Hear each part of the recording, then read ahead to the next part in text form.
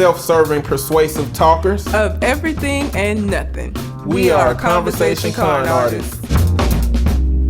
What's going on, people? It's your boy, Mr. On Point. And I am fucking tired of Kanye, or Ye, or whoever the fuck he is these days. Yandy. Yeezus. Oh, God. All of them and whoever he gonna be tomorrow. Kanye. Yep. All day, every day. Also known as Calamity Red. Okay, well. I'm back, y'all. She's back. I am. You gotta send that email to ask her why she was gone. I don't know why you... I never do that to you. I'm gonna start doing it, though. How many times have I not been here? I mean, but you, even with like cat pictures, it's not even me just not being here. You always encourage people to send me some bullshit, so... I want bullshit. I encourage bullshit. I welcome and embrace bullshit. I don't know what somebody can send me that I won't be delighted to have and talk about because I have no filter. I have no shame. I'm gonna think of something. I have no anxiety. So send me something that you think might make me uncomfortable. Let's do it. I'm gonna work on it. Don't let me know when you find out. Just put me through it. I am. Oh no, I'm not gonna give you any warning. I don't think you are capable. We'll see. I guess so. We'll see. Y'all hold her to that. Send her some emails holding her to that. See what I'm talking about? You do this to yourself. You make it easy. Anyway, we are Conversation Con Artists back for another subjectively fantastic episode. But I hope you like it. And you can find me, Mr. On Point, at Twitter and Instagram at Mr. MISTER_on point. And I could be found at red_calamity. Also, we are still doing the listener letter portion of the show. So if you have a question you would like for us to answer on the show, you can send it to our Gmail account, which is conversationconartist@gmail.com. Or you can find us on Facebook, Conversation Con Artist, and send it to us that way. This was a scenario. So that we're gonna respond to. Okay. This was supposed to be me and my ex-fiance. Oh, she sent the picture, but he never showed up to our wedding on Monday, and we never went to Greece. I didn't get insurance for our trip and lost over $3,000, not including all the vendors I paid out of pocket myself. He paid for nothing. That's your first problem, man. But we gonna get to that. People showed up and flew from everywhere and went back home after the venue turned them around. I found out he never paid the venue. I was at the hotel getting ready with my girls when this went down. 10 years gone in 10 minutes. I purchased a dress for $3,000. Paid the DJ $2.4 grand. The fuck is 2.4 grand? Oh, okay. Photographer $4,000. And other small purchases totaling $2,000. He spent $300 for my hair and nails and $500 for the venue deposit, which he told me he paid, but was a lie. He never paid it. We even had a bridal shower. I'm in a dream reality right now. Why was you paying for everything? What does dream reality mean? That shit sound like an oxymoron. Maybe that's what she meant for it to be. So she's in a space where she don't exist right now. Yeah. I don't know why she would pay for everything and leave the most important shit for him to pay for. And the fact that he allowed, like, if this is very telling of the kind of relationship y'all gonna have. You know what I'm saying? Like, I feel like I don't know, I ain't had no weddings and I have no interest in having one, but don't people, like, you save together to pay towards the wedding. Your family help you out, but like, you gonna be paying some of this shit too. Not unless her daddy balling. Obviously not if she complaining about this money that she done lost. She said I paid. She ain't said my family paid. She said I paid this, that, and that. And he ain't paid for nothing but her hair and her nails. And didn't even pay the deposit. So why would you... That's just very telling to me of how invested he wasn't in this shit. He probably a crackhead. She know what kind of man she got. She know what kind of man she got. She knew that she wasn't finna trust him with all that money.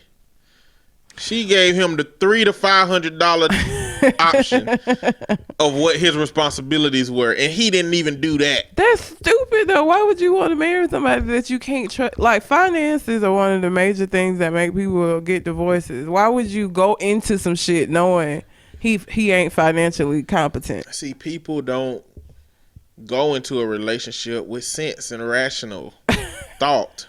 I do. Shit. Well, we different type of people, okay? And that's causing us more problems than it causing us fucking solutions. True. Yeah. I mean, yeah. We use too much brain in trying to figure this shit out, okay? I got too old to be sitting out here fucking around wasting my time. That's how I feel. Like, I don't envy her. Like, yeah, you were closer to get married than I've ever been, but look at the fuck how I fell apart. That's the shit I don't want. Like, that's the shit I try to avoid through assessing situations, assessing people's behavior, and like getting the fuck gone when I need to get gone. I don't think you on your worst day, at your most gullible, at your most vulnerable, will go for some shit like this. Hell no. You know, all of us can get scammed by somebody. But not like this. This is simple. Not after spending damn near $10,000 and mad at him because he didn't spend a fucking car note. In 10 years? Yeah, you've been with this nigga for 10 years and you didn't see this coming? Like, you didn't see this at all? You didn't see no signs or nothing? I don't understand. It's probably one of them situations where if you want to get married, you gonna pay for it. I'll show up. And they had a destination wedding. Yep. That other people flew to. Mm-hmm. See, that's one of them situations where I need my refund. Like, we losing our friendship, or I'm getting my money back one. We can stay friends, but you gotta pay for it after this shit.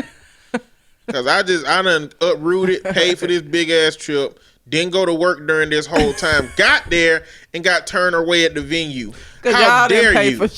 How dare you? You've been talking shit to us about this man for years, about how irresponsible he is with money. And you mean to tell me you had us fly out to this place that you wanted him to book and he didn't do it and you surprised? Nigga, we ain't surprised, but I want my money. I hate for you to, in your time of need to feel, But I'm going to need this money. Like, I don't support you. Go on, float me that but cash. You already got my Cash App. You got my PayPal. I want my money back or fuck you. Our friendship is it's not that solid. It's not solid enough for all this that went down and for you to have us walk into a damn trap. It's a trap. I just don't understand. Like I said, you have to pay attention to this shit. Like, it's so frustrating to me to hear people talk about relationship shit, and it's like, girl, you don't see, dude, you don't see, like, and then when the shit ends, it's like, oh my God, I can't believe, like, you can't, I can. This shit been going on your whole motherfucking relationship. Love is blind, Red. Well, I must ain't never been in love. Love is blind the same way the daredevil is blind. Okay? He got some fantastic other shit going on, okay? But he also got some deeply rooted traumas. Like, even at my stupidest, when I was in my 20s, it was still certain shit that I was just not finna deal with. You know what I'm saying? Like, I always had a threshold of bullshit. Now, what's the biggest bullshit you dealt with? Cheating. That's the biggest? Mm-hmm. Nothing else. Because other shit, again, met my threshold, and it's like, this is what we not gonna do. And as I've gotten older, my threshold has gotten a lot smaller. So did cheating meet your threshold or not meet your threshold, or was cheating that scam type shit? Like, was it something that you kept dealing with, even though you knew what was going on? Yeah, because I, at that point, felt like at some point, either he was gonna get tired of doing it, or he was gonna realize, like, she's pretty great. Let me not do this. And you matured to the point where you know that ain't how it works. No, it ain't. Cause so now you can get the fuck out. Like, I can't even entertain. It ain't no working it out. I don't feel like it's my job to work it out. Like, when people be like, you gonna throw away the relationship? No, the fuck I didn't. He threw the shit away. Did you not just hear me say he was fucking Becky? Like, how am I throwing away shit? He threw it away. That's not me. That ain't got shit to do with me. Not only am I throwing it away, but I'm like, Kobe, I'm fucking shooting that bitch from across the room into the garbage dumpster, goddamn. It's always just crazy to me that people will tell the victor or the cheatee that they're throwing away the relationship instead of saying that shit. You need to be going to tell that nigga that shit, bitch. I was here, present, ready to work on shit. He decided to go out here and fuck somebody else. So he threw the relationship away. Women have been conditioned to accept that shit. And it's a lot of women who are your age, who was raised by grandmamas, who husband had a family down the street with kids, who is telling who grew up raising their daughters who are now and granddaughters who are now telling you, girl, you gotta let some of that shit go. You can't throw a man away for everything. You know why your grandma stayed with that raggedy nigga that is your grandfather? Because she ain't had no other goddamn choice. Because working and shit and getting jobs and being able to support a family as a woman was a lot more difficult. Your stupid ass ain't got the same excuse. Okay, so don't sit up here and act like your grandma stayed because she was so in love. She stayed because she needed housing. But just because it's hard don't mean she didn't have a choice. Yeah, she could have been homeless. She was finna do that with kids. Like, a mom ain't gonna. I did have a client, an older lady, that she was like, I just wasn't about that. Like, her husband cheated on her. She got the fuck out. She was like, was it hard? Absolutely. Would I do it again? Yep.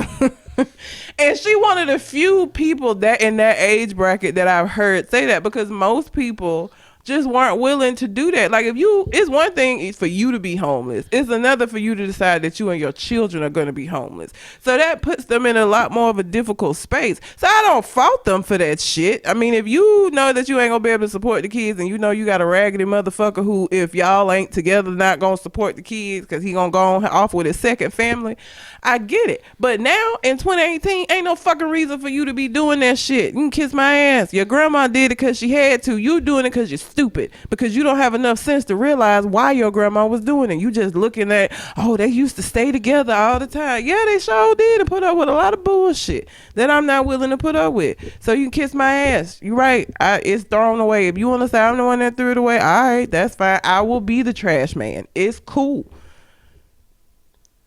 Instead of thinking that when he decided to go sticking his dick in other people that he threw away the relationship, you want to come at me because I'm saying I'm done. Fuck out my face. Lost your fucking mind. No. What is something that is a common issue in relationships that you will accept? I don't know. Yeah, I feel like you're laughing at me. You thought of something immediately. No, I laughed because I couldn't think of anything immediately. A common issue in a relationship that I had a conversation about you the other day. Oh God. It was with one of the guys in the group chat. Mm-hmm. And what about me? I was like, let me tell you something about Red and dating. She is not gonna find a man as logical as she is, and she is not gonna find a man smarter than she is. Probably not. So you gonna have to deal with a nigga that ain't as sensible as you are, not as unsensible as thinking that your eyebrows block the sun out. That's gonna forever be the go-to. It's just because it's so stupid. Yeah, and okay, that's a good example. So those kind of things, you know, I try not to be as judgmental. Because even with him, like, I didn't cut him off when he said that, even though it was stupid as fuck. And even though I kind of looked at him a little bit differently, because now you look a little less intelligent at this point. But I was like, you know what? You know, he's got all these other good points. I'm going to let that ride. I was going to let it ride. I was. So, yeah, like, if you're not as and I mean, I'm not near as emotional as when it comes to shit as most women would be. So like, I feel like with those kind of things, I would be a little bit better. So I could, yeah, probably you being a little less logical, a little less intelligent, like saying that eyebrow thing was really hard though. Cause I was just sitting on the phone like, this nigga's stupid as fuck. Like, He was dead ass serious. Like, I wish that you could hear the passion in his voice when he was saying, like, when I was telling him it was wrong and he couldn't understand how it could possibly be wrong. And I'm like, go outside right the fuck now and look, like, let me know. So yeah, that kind of stuff I could deal with. But like, I don't know about no major shit. Like cheating, I'm not finna deal with. Stealing from me, I'm not finna deal with. What about stealing from other people? No, because I mean, you just said me. I mean, you made it specific. Well, you don't need to be stealing, period. Because I already said multiple times on this show, I ain't no ride or die. So you steal some shit and they come ask me, if it's between me and you, I mean, I'm going to snitch you out. I'm just being honest. So yeah, it's in the bedroom in the vent. He think I don't know about it, but I've seen it. Seen him screwing that shit in one night. Went after his ass, looked in it. It's in there. Yep. I ain't had shit to do with it though. So go get him. Leave me be. That's just stealing in general is a no. What other kind of relationship shit do people have? Family shit, I'm a lot more accepting of because I got a lot of family shit. Like whoever date me that get close enough to me to have to interact with my family is gonna go through some shit. So I am equipped, I feel like, because I got such a some fucked up shit going on with my family that like family stuff wouldn't. Now you not being able to like say no, like if I couldn't get married and my mother-in-law be over to the house all the motherfucking time because you don't want to tell your mama no, that would be a problem. But like just other family shit, I could rock with that. So no mama's boys. No. You a grown man, and this ain't your mama house. You want to live with her, we can make that happen, but you live with me. What's the limit on dating somebody that have different ideals? Like a gun guy? No. Why not? Because I wouldn't be comfortable, because I feel like most gun guys are going to want to have multiple guns throughout the house, and I wouldn't be comfortable living in a space like that. So, no gun guys. Could you date a Republican? A black guy that's a Republican? Is he a Republican and a non-Trump supporter, or is he a Republican that is a Trump supporter? Non-Trump supporter. I mean, yeah. I don't know, because the field in which I work, I feel like we would bump heads because I feel like he would say shit about my clients. Mental health, poverty, yeah, LGBT community. So I don't know. It would kind of depend on what his viewpoints were as far as those kind of things are concerned and how extreme his views are, because I'm passionate about what I do. So like I'm gonna have a problem with you talking shit about these folks that you're not looking at in an objective way. So I don't know. I put a maybe on the Republican. It kind of just depends on what his viewpoints are on certain things. So I wouldn't say no. I wouldn't say completely just hell no if you're a Republican, but we would have to have a conversation about some of your ideals, so I can make sure that you ain't one of these fuck ass niggas out here. But see, what doesn't happen in this situation is people don't have the conversation that they're supposed to have. Yeah. Even for 10 years. What happens is people ain't as logical and as sensible as we are, even though, like we went into it, kind of might be a gift and a curse. Yeah. But what happened is they meet somebody in the club, they like them, they share lust, and then maybe have sex, and now you're trying to turn that into a relationship, and it's hinged upon the sexual and contact that you have with each other, and now you ain't asking about finances, you ain't asking about children. But at the point that you considering marrying this motherfucker and sharing a household, sharing finances, sharing children, I don't understand how people can skip over them motherfucking conversations. Like, what's wrong with you? A lot of people think them conversations are for when you get married. They're before. I know that. We know that. But damn, we talking about people that's dumb as hell. That's dumb enough to fly across the damn globe to go to a venue that they ain't even on paper for. Like, they didn't. Oh, Jesus. Like, it's like, why would you wait till after you married to find out that this person don't want to have kids? Or why would you wait till after you're married to find out that this person believe in beating the fuck out of their kids and you don't believe in corporal punishment? Like, why would you wait? That don't make sense. You need to know that shit before you marry them, because now y'all just gonna be at odds. because those kind of things are deeply ingrained. Like how people feel about finances, how they feel about kids. There might be some wiggle room as far as compromising a little bit, but they're not going to drastically change how the fuck they feel about those things, right? So wait until after you married don't even make no damn sense. Now you stuck. You either stuck with dealing with this shit and y'all come into odds all the time because y'all have two very different ideas about how this shit is supposed to go. Or now you got to get a divorce because you was stupid enough to not do the pre-marriage work. That doesn't make any sense to me. It just doesn't. But you're right. If she was, cause if I was getting married, we gonna come together regularly and say, okay, so hit a receipt for this, so this is paid. Like y'all weren't having no meetings about like how shit was going. Like y'all just assuming that each one of you just did what the fuck you said that they was gonna do. Well, he clearly didn't care. No, true. He didn't care. But she does care. So you should have took the initiative. He didn't. $300 is all he invested. It seemed like shit. Cause he probably decided maybe he went to his bachelor party and like fuck this shit. This single shit is for me. I don't want to marry that hoe. So he probably. I wonder if he even rented his tux or anything. Like, like how far ahead of this wedding date did he decide that he wasn't with it? Like did he wake up that morning and was like fuck this shit? Cause you know they don't really spend time together right before the wedding because he ain't supposed to see the bride and so I wonder how long prior to had to be a long time for a destination like that. Stupid.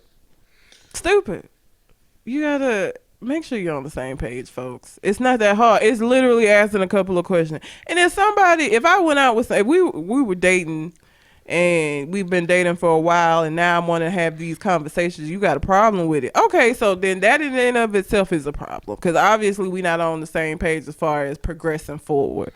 Because I'm looking at the future and saying, okay, we need to be getting this shit together. Like, this is how I see this. This is how I would want this to be. If you feel uncomfortable or like, oh, this, you know, they talking marriage and shit. Okay, well, we obviously not headed down the same path. But you got to have these conversations, man. You got to have these conversations because what you don't want to do is be out of money like this. And I can assure you that a lot of her friends was pissed off that they showed up to a venue and got turned around after they flew. She lost some friends out of this shit. She probably got family that ain't talking to her ass. It's a lot more questions you need to ask too. It ain't as serious, but it help you understand a lot about a person. Like, do you eat the crunchy peanut butter or the just regular smooth? You know what I'm saying? That make a difference. Why does it make a difference? Crunchy peanut butter is gross. It's weird. I don't want to be crunching shit with bread. Exactly. Now, if that person asks and choose crunchy, you know more about them that you need to know. At least you know that we gonna need 2 peanut butters in the house. I ain't eat no damn crunchy peanut butter. That's weird. The most that you know is I can't be with this person. They choose fucking crunchy peanut butter. I would be with just buying 2 separate peanut butters. Now, what I wouldn't be with, like if I got pregnant and I say, oh, you know what, I really want peanut butter and jelly sandwich, and you bring me that shit with crunchy peanut butter, I'm gonna have a fit. Like, nigga, you know I don't eat this shit. I'm not finna. What? No, go fix it. He gonna be used to your fits by then. You gonna have many a fit. You're right. That's very true. He will be. But yeah, crunchy peanut butter. I think that's for kids. Do adults Why would it be really? For kids? Because I feel like kids would like the interesting texture and shit. Teeth be falling out. That's why it don't matter. They can crunch all day long. No, I think that's why it don't matter with adults. Look, no, this it. If I fuck these up, it's out. I'm done. I don't get another chance. Fuck them up with crunchy peanut butter. I'm just saying. I think kids like interesting textures. As I've gotten older, I don't really like textured food like that. I don't want my food to have a weird texture. So I don't want to bite into a sandwich and feel a crunch. I don't even get shit toasted because I don't like crunching. Like, it's weird. If I'm eating a sandwich, I want it to feel like a fucking sandwich. You done ate my toasted sandwich before. You don't toast yours like as hard as if you go somewhere and they ask you toast it and you get it back and it's like the shit falling apart because the bread dry as fuck. You don't toast yours. You talking about them Subway toasting? Or anywhere. I do toast them. Yeah, but it ain't like that. I toast it on the stove with butter. And so it's not crunchy like that though. So you talking about like crouton crunchy? Yeah. Oh, okay. It's I like don't like that. crispy, like that buttery, crispy type. Yeah, it's not like have you ever had a toasted sub from Subway? Nope, don't do it. Don't do it. They're so terrible. I don't toast them. I don't toast mine when I go because of that, because I don't like that. So I don't know, damn crunchy peanut butter. And I am gonna kind of look at you a little differently when you say, "Yeah, I eat crunchy peanut butter." You're an adult. Why are you still eating crunchy peanut butter? That's what I'm saying. That I got some other concerns. If you're a black person that one tells me to lie that you're allergic to chicken. Okay? I know a dude who be trying to say he allergic to chicken. He ain't no goddamn allergic to chicken. Ain't nobody allergic to chicken. Okay? I've never heard of. I ain't heard of no damn chicken allergies. All right? Don't bring that shit in here, okay? I need to know day one if you're thinking about going vegetarian or vegan. I need to know. Yeah. You know? And the only reason I wouldn't want to do that is because I ain't trying to make two different meals. Because I'm going to continue to eat fucking meat. Okay, that's going to happen. So I'm not trying to make two different meals. I'm not trying to have a conversation with you about whether or not the kids going to eat meat and shit. Like, I don't want to deal with that. That's just unnecessary bullshit. So, no. Whoever I date needs to eat meat. Like, and I mean, if you don't eat pork, if there are certain meats that you don't eat for health reasons, okay. But you need to eat meat. I'm not doing the vegetarian vegan shit. I'm sorry. If you black and you don't like watermelon and or fried chicken and or grape soda, like watermelon is delicious and refreshing. Then one of those I'll manage. But if you got 2 out of 3 of them hoes in any order, we got problems. Okay. I cannot. I'm just saying this tiny shit that make a difference. Like I learn shit about people and I be like motherfuckers with allergies. Oh yeah. That would be I'd me. be like, but I'm an inside person, so I'm okay with it. Okay, you know, I'm all right with it. I like being outside. That's what fucks with me. I like going hiking and shit, and it makes it so much harder to go because I'm sneezing and wheezing and all of this shit. I hate that. Hate allergies. If you too churchy, yeah, I ain't gonna be. We got a problem. I don't have a problem with faith, but if you know, if you're holding on to every message the Bible ever done, like.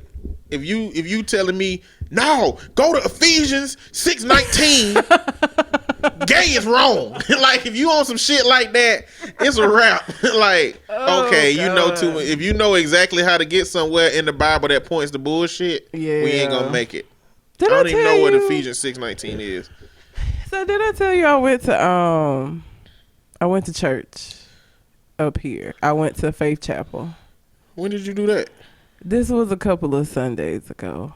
What the hell took you to church? So, well, part of it was I was trying to cover all my bases in this job search. So I was like, you went to church looking for a damn job? Not looking for a job, but I was like, let me just cover all my bases just in case. So I'm in here, Jesus. You see me? Front row. I wasn't on the front row, but I was here. You see me? Help me out. I need to get out of this job. But anyway, I went, and my coworker had invited me before, and you know, Faith Chapel is a mega church.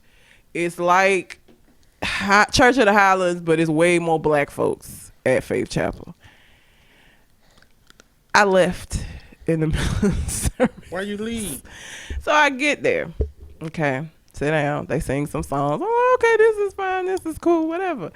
So then their pastor gets up, and apparently they're making a lot of changes in the church, which is fine, but I'm not a member, so I don't really give a shit. Like they're gonna go to one service, which I'm like, where y'all gonna park at? Because right now they have like 2 or 3 services, and I went to like the middle service, and it was hardly anywhere to fucking park. So if you're gonna make everybody come at one time, hell no, that sounds terrible. But whatever. And then he started talking about how they used to have this prayer segment before the service, which I'm glad they stopped doing apparently because I missed it.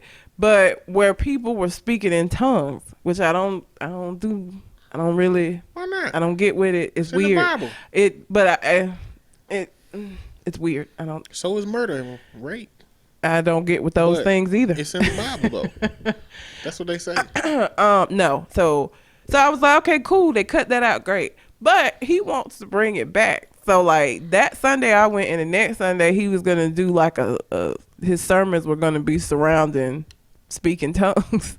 So I just immediately was like, hey, let me get by you. And I just got That's up. why you always sit on the end and the back of a new church I was that you on go the to. end. Well, the seats beside me had reserved on them, but this heifer didn't give a shit. Like, she came in later, was like, ain't nobody sitting here, I'm just gonna sit here. So I was on the end originally because I was like, okay, they reserved seats, ain't nobody sitting in them, cool. She came and sat down. So I only had one person I had to get around.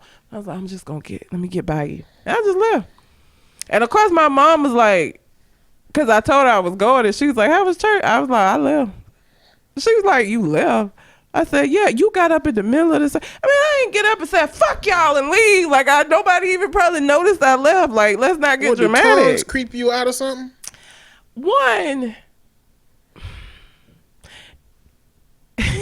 So, my issue with tongues is, how do you know that somebody's it's a language that it ain't like Spanish, French. It's not a language where, you could learn it, right? Tongues just the spirit hits you, I guess, so you speak in tongue. How do I know that you're not just up there saying a bunch of jibber jabber? Like, ain't no way to check it. Ain't no way to reference this shit. I don't know what, it's weird. It's too much. Maybe it's symbolic. I don't fuck with it. A Methodist, I came from a church that we didn't do that. It's weird. So I came from a church where everybody did. I didn't, and I don't care about, like, I don't want to sit here and listen to you talk like this. What your sermon gonna be on? I have no interest in this. I'm not gonna sit through this shit. Like, I got up and left. But again, I didn't make a scene. They probably thought I was going to the bathroom. I just never came back. Like, I quietly got up, tipped on out, got in my fucking car, and I left.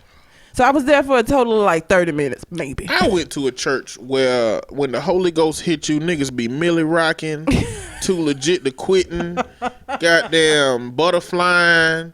Then they start running around the church, jumping up and down like they getting ready for an NBA game. And then they'll fall out on the floor, and then the ushers will come and put a towel on you. I don't like that. This shit is weird. Cover you up. I don't know why. I think it was for women's dresses and stuff to cover them up, but I don't like that shit. It's weird. I ain't with it. So I was like, okay. It's live though. It's like a concert. No, it is not. It's weird. Methodist church be falling asleep in that bitch. No, we stand up too much for you to fall asleep. You gonna have to be asleep. Motherfucker have to hit my shoulder with one of them little whack ass red ass hymn books they got in there. They red and black hymn book. Yes. We had some green ones. I don't know what they got now. Hit you with that, and then you get up and just open the book like you know what the hell going on. Cause we say it. We have all of these little sacraments that we have to say throughout the service. So you stand it. Like, one of my friends when I was in high school, why did he come to church with me? I can't even remember why I invited him to church. It might have been Family and Friends Day, but he was Baptist and he'd never been to a Methodist church. And so when we left, he was like, I'm never coming back to your church. And I was like, why? He's like, why y'all stand up so much? I was like, it ain't like we up for like 15 minutes at a time. Like, you stand up, you say the little shit, you sit down. It's not that big a deal. He was like, it was too much up and down. I said, okay. But yeah, so I don't have a problem with faith. I don't have a problem with going to church with you, but there's certain shit in the church I'm not going to deal with. Oh, and I say I don't have a problem with faith, but there's certain faiths I'm not finna date a Jehovah's Witness because the rules that they had. First of all, you ain't gonna be able to date me anyway because I ain't a Jehovah's Witness and they don't allow that shit. Okay, and I'm not converting, so wouldn't date a Jehovah's Witness even if they were willing, because I feel like before we would be able to get married, he would have to convert me over because they don't allow that shit. No, I'm good. So, yeah, religion is weird. I don't know. You gotta have some redeeming. I wouldn't date a Republican black woman. I just keep thinking about Candace Owens, and I can't do it. I have a story about a Republican black woman and a Republican black man who. Are you gonna tell them now? Or you just mentioning that you have a story about? I'm just mentioning that ain't how you supposed to do that. Well, I don't want to get. Are we finna go into the stories? Oh, you mean a story? Not like a personal story. Not a personal story. No, shit. One of my stories for the show. I wanted to hear a personal story. Oh, I don't really rock. I don't know that I've ever been friends with a Republican. I have. I don't think I have. I've worked at restaurants. You can't, Yeah. the gamble you get of what people's beliefs might be. First off, if you work in a restaurant, you're going to have some drug addict friends. You're going to have some homosexual and lesbian friends. Yes. You're going to have some lazy friends. You're going to have some hardworking friends. You're going to have some friends that steal. You're going to have some friends that are very honorable. You're going to have some friends that love the job that they do, and you're going to have some friends that hate the job they do. You're going to have some friends that ain't in school, don't plan on being in school, and going to do this shit for the next 40 years. You're going to have people that's in school and just waiting for their graduation date to be done with this motherfucker. And you're going to have some friends that are Democrat, some friends that are Republican. And I had a bartender that was Republican. And then I had another bartender friend that seemed like an anarchist. Like, he didn't give a fuck about no kind of system existing. So... And that's why I have a dialogue about people that are your friends or in your life, the reason that they in your life. If we did an all-encompassing assessment of all of our friends, like if all of my friends had a whole like stat sheet, like if you could look up Carfax for people, but like for friendship, and I can look at all the bullshit anybody ever done, I don't think none of us will have no friends. We got people in our lives for specific reasons, and they bring value for the reasons they bring. Yeah. You know what I'm saying? Like, I'm afraid of which of my male friends might have done some sexually inappropriate shit to women. Me Too shit. I'm afraid. I don't want to know. All I know is when I call this nigga to help me, he'll come and help me. All I know is when I click invite the party on Xbox, he join and we have fun on the game. I am not your friend for all encompassing. The reason that my Republican friend was my friend, which is he is also a police officer, is because we spent 4 years working behind the bar together and working in a restaurant. And when I needed something, he made sure my job was easy that day. And when he worked and I worked together, we knew that shit was gonna get done. Mm-hmm. That's where his value came from. His value didn't come from the shit he believed. So I'm not saying, go to a fucking Republican luncheon with the motherfucker. Well, no, but I mean, so I feel like work friends are different. You didn't hang out with him outside of work where him being a Republican could have came into, like, where it could have been a problem. I don't hang out with nobody, even my damn friends, for real. I go some places with some people, but I know what you're saying, but I don't think I isolate work friends out. I mean, Because you're not going to, especially if it's like a busy night, you're not going to, those things aren't going to matter. But if it's somebody that like that's like how we all get together sometimes and hang out and we talk about it a little bit of everything, I feel like in those instances, the shit they believe might become a problem. But like at work, where we probably either gonna be talking about work shit or some of these people that's coming in here getting them on our nerves, that ain't gonna matter. Like, I can be friends with you in that regard because like what you believe ain't gonna matter to me in that instant, because it ain't even gonna come up most of the time. But that, I guess for me, that don't mean I wouldn't call them my friend or that I would just call them a work friend, because that same friend, we've met outside of work and met at Chipotle and ate, or we've been different places to have different conversations. But would I bring him around y'all? Fuck no. Do I encourage him to listen to my podcast? Hell no. But also I do recognize that I don't work there no more. Yeah. And that the state, I go down my Facebook friends list sometimes, and all the people on my friends list just represent a different stage in my life. When I left high school, all those people were left behind for me to move on to Auburn. All of the people that I met in Auburn, I vaguely remember some of them. I know they existed because I know what the staff looked like. I don't remember any of them very much. But I remember my homeboy G. I remember him. He's still on my Facebook. He's still doing his thing with his family. I remember some of the troubles we went through when he was down there. Some of the times I helped him, he helped me. And then I left that phase behind to go back home. And I met some new people working after I flunked out of Auburn. And I moved on from there to AUM to start what would be the beginning of positive trend in my life of moving forward, doing good in school, meeting positive people and keep. But every phase we leave behind. So even that guy, 5 years ago, he reached out to me every now and then because I do computer shit and can help him find software and fire sticks and all the other shit. But at the end of the day, that phase of my life is over too. I don't work in restaurant no more. I work in the community now. So I don't know. It's just, I got a Republican friend. I don't. And you know what? I'm amazing too. So it's a lot of Republicans that love me. I'm afraid that when they have a conversation with their white friends and other Republicans, I'm the black friend that they have. And you're the exception, not the rule. I feel like, because I've had friendship where I felt like that, where I felt like they looked at me like an exception instead of like, okay, this is what black people are like. Like, well, she's an exception. She's not like those others.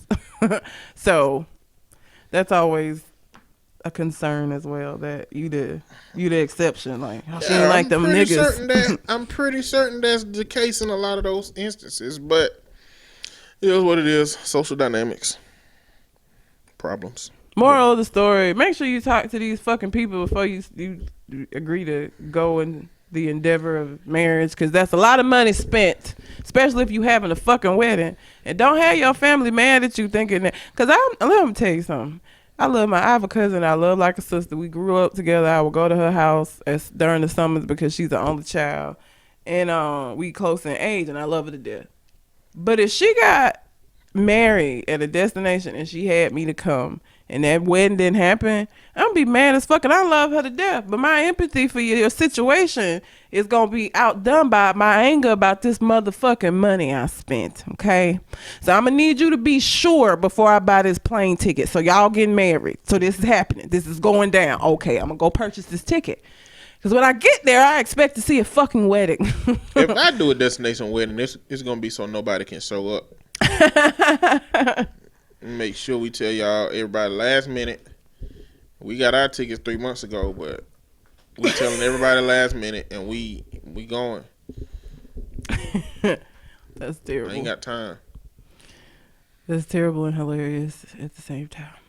But so yeah, if you have a question you would like for us to answer on the show, you can send it to our Gmail account, which is conversationconartist@gmail.com, or you can find us on Facebook, Conversation Con Artist, and hit us up that way. So Ben Carson and Stacey Dash are going to lead a Black Leadership Summit in DC. Okay, who? Ben Carson and Stacey Dash. Okay. Would that be something that you'd like to attend? What is it called again? It's a black... It don't matter what it's called. Hell no. I ain't going to know with no damn Ben Carson and Stacey Dash. At all. Hell I look like. I wouldn't even go watch a movie they starred in. Candace Owens will be there as well. We already done talked about her ass. Hell no. Candace Owens is so charismatic and stupid. I'm really tired of charismatic, stupid people showing up and getting people to rally around them just because they charismatic. Yeah. And it's a youth leadership. So, like, they going to be talking to, like, folks' children. My kid Owens was on Joe Rogan, the Joe Rogan Experience. Mm-hmm. And Joe Rogan say some shit I don't agree with, but apparently he got the #1 fucking podcast in the country. Is he related to Seth Rogen? The actor? Mm-mm. Okay. He's not. Oh. You don't know Joe Rogan? No. Joe Rogan is the dude who used to do Fear Factor. He was in the Dave Chappelle skit. Oh, okay. He used to do the Fear Factor show, but I didn't watch Fear Factor, but he was just notable. Oh, okay. He was like, "Hey, Joe Rogan," you know what I'm saying? That's Tyrone. Yeah, I remember that. Yeah, so that's Joe Rogan. But okay. I think he used to be like an MMA fighter too, maybe, or a wrestler or something. But he was most notably known for Fear Factor, being a comedian. And he got a podcast now where he invite people with different ideologies on. It was on this show that Elon Musk smoked a blunt. Okay. Yeah. So Elon. Candace Owens was on there, and him and Candace was debating global warming, which ain't referred to as global warming no more. It's climate change. She doesn't believe in it. She don't believe in global warming. Okay. And he was like, but why don't you believe in global warming? And she was like, I don't believe I have to take a stand. And he was like, you're taking a stand by saying you don't believe in it. Like, you can say I'm not informed enough to have an opinion about global warming. But you're saying you don't believe in it, therefore there has to be a reason. What is your reasoning for it? And she's like, why do you believe in it? He said, because there's tons of scientific data that indicates that the impact that humans have on the earth are affecting the change of the climate. That is not to say that we definitively know how much humans are impacting the climate at this current time. Yeah. But we are. And that's where my perspective comes from. Where does yours come from? She said, I just don't believe in it. It's been politicized. What? It's like I'm getting tired of that dialogue. That's like saying I don't believe in money. It's been politicized. Money exists, bitch. That's what I was just gonna say. I was gonna say you politicize a dollar bill. That don't mean it don't exist.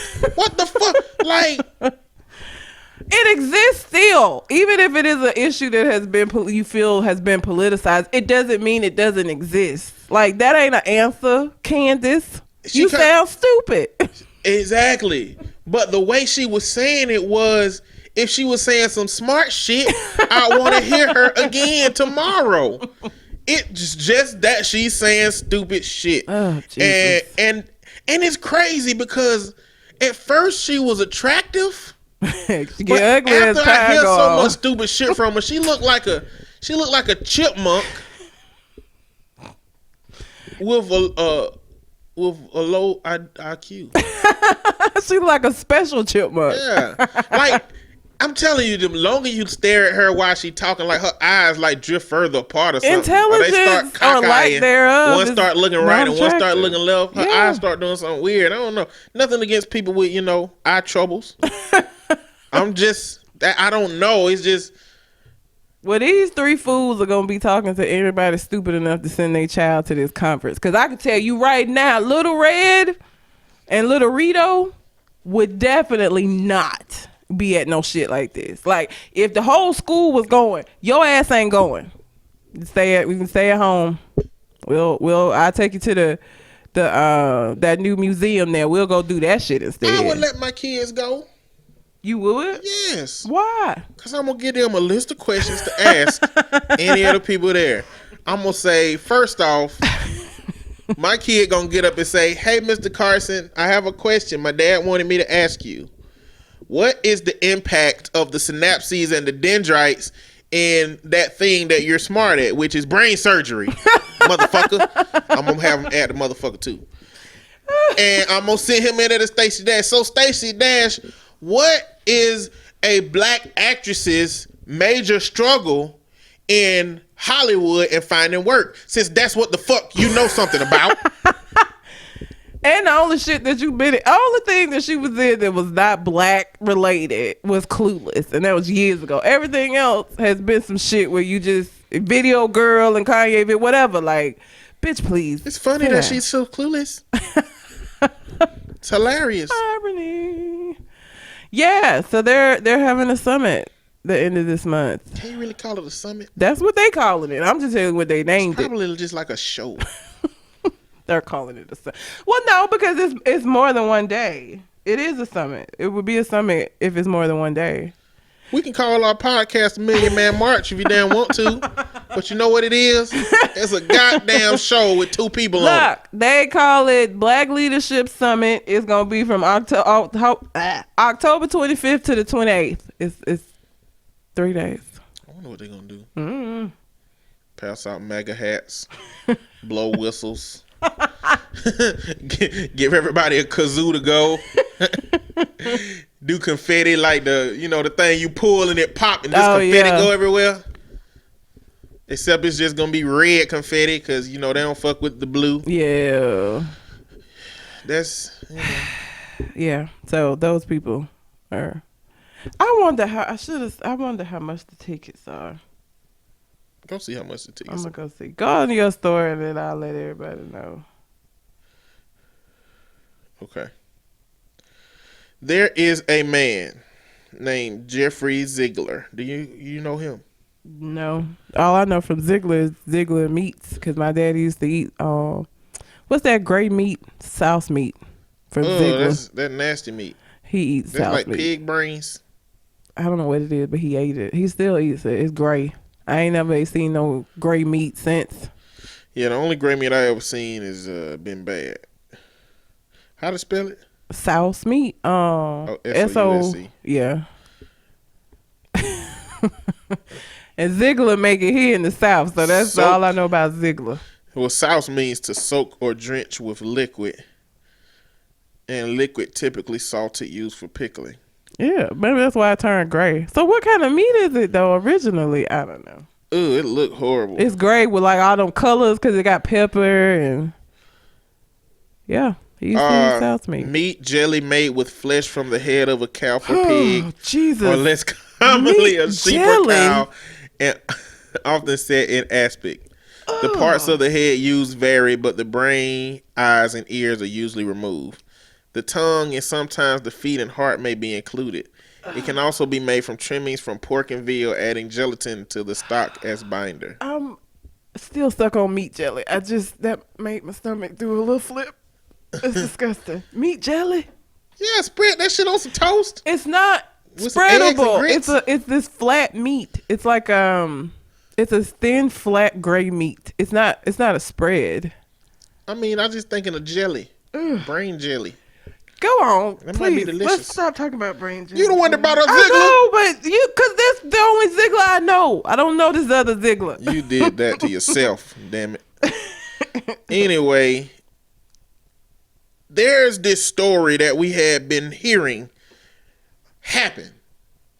And the story was this lost teenager, because he missed his bus and was trying to walk to school, lost and walked up to a random house that he thought people were there. And he knocked on the door, and a man came out the door with a shotgun and shot at him. Now, that's been the story. And the story that's been told is that he was afraid for his life. They had some break-ins. His wife, he was just trying to protect her. And then the video of it came out, and it looks fucking horrifying. It's a kid knocking at the door, clearly young, clearly slightly scared because he lost. He walking, knocking on the neighbor's door with his backpack on, which was communicated. He was trying to find directions how to get to his school. And all of a sudden, I guess through the screen or something, he might see a man coming aggressively with a shotgun, but he, in terror, takes the fuck off running. And the man come outside with his shotgun, pick it up, aim it, and shoot. Wow. Now, they showed this video to the jury, and the charge that they were going for was attempted murder, but they only charged him with assault. He was found guilty, but guilty of assault. Because assault. Yeah, I know. I'm not happy with that. Not manslaughter. Like, even if you're not gonna do murder, manslaughter, he would have had to been dead for manslaughter. Oh, he didn't die? No, okay. He didn't get shot. So he didn't even get shot, but that's because he's young, black, and got feet. Because he took off. Okay? That boy took off like fucking Speedy Gonzalez on his ass. But he got assault. And the reason that he got assault was because the jury didn't believe that he had the intent to kill the boy. Even though if the safety wasn't on the gun, he would have killed the boy. Or he would, I don't know what a close range shotgun blast will do to your back. Oh, it's because, shotguns come out in pellets. Yeah. So it does so much more damage because it's pellets that come out. It fucked him up is what it would have did. Oh, so I just don't understand how they wouldn't see that he was intending to kill the boy. Because it ain't like he shot at his feet. But I think it made me think because, this always comes back to the conversation of having to do with race, right? Mm-hmm. People like to say that had nothing to do with race because they look at the event and they determine that there's nothing going on. Like if the old white, it's like they expect for the old white guy to run out with a Klan's hood on with the shotgun and be like, "Bow, oh damn, didn't get him." And he got a Klan's. Yeah, like there has to be a component when dealing with black and white people to determine whether race makes a difference, because it don't matter what statistical measure you look at. Race is impacted by everything. and everything impacts race when you're dealing with different groups of people. You don't get the exact same number of shit for white people versus black people. You know, so it really frustrated me. That conference is free. It's free. How they getting paid? Candace Owens probably get a lot of revenue from. I don't know, but they'll YouTube. do a travel stipend. They'll put you up in a hotel. That just goes to show how, like, I feel like that's the only way. Like, that's an incentive for parents. Like, oh, it's a young black leadership summit, you know, and it's free, and they can go and get some experience for college and maybe not pay so much attention to who the fuck is there. I'm gonna add on that list of questions that my kid asked if Ben Carson squinting on purpose or if his face is made like that. I want to know where Candy is she professionally trained vocally, or is that just her natural voice? Have you heard his wife sing the national anthem?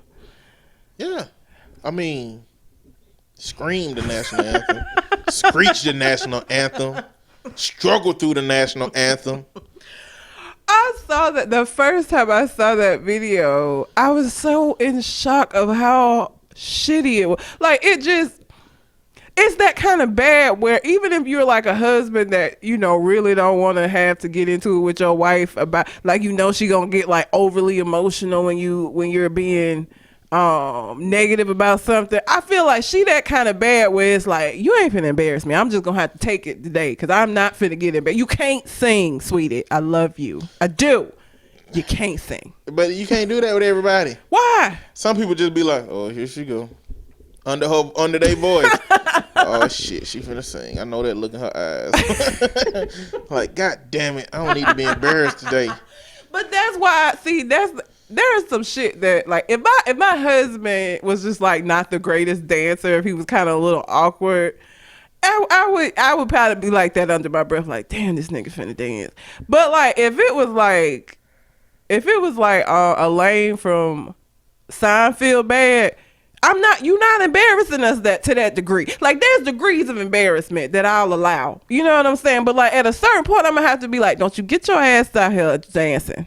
Okay, we didn't discuss this. You can't dance. You ain't got no rhythm. I'm sorry. I don't know what happened. I don't know how you didn't get it. You marrying with no rhythm? I don't know. I done seen some black people not be able to. I have too. I'm just saying. How can you do that? How do you not have rhythm? Do you even dance enough?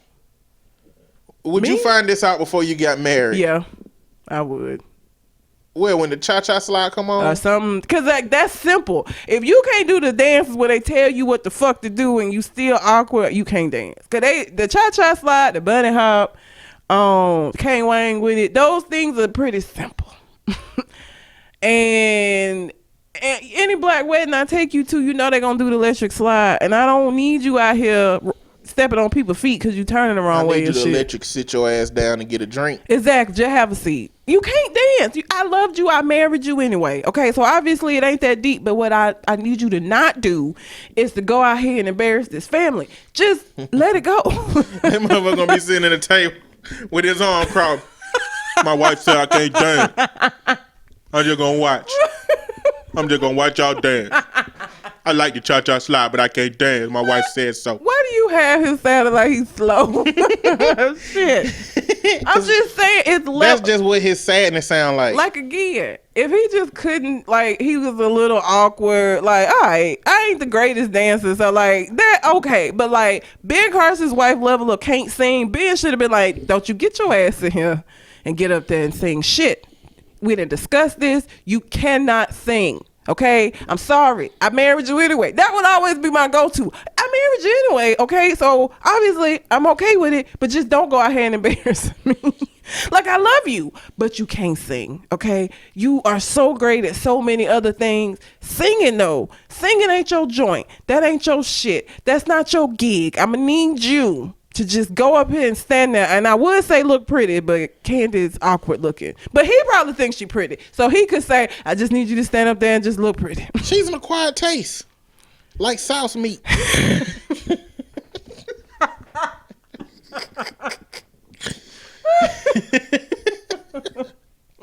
It's like sauce meat. Whew, dude. And you know what? Looking at him and the attitude that he has and him being a Republican, before I ever saw his wife, I just thought he was gonna either one have a white wife or two, if he had a black wife, like Omarosa type shit. That's what I was expecting. Really? And then I see Candy, and I was like, that's not. I wasn't okay. She probably called the shots in the relationship. Maybe. She looks slow. She do look slow. She look too slow to tell him not to buy a damn $30,000 goddamn table with chess set.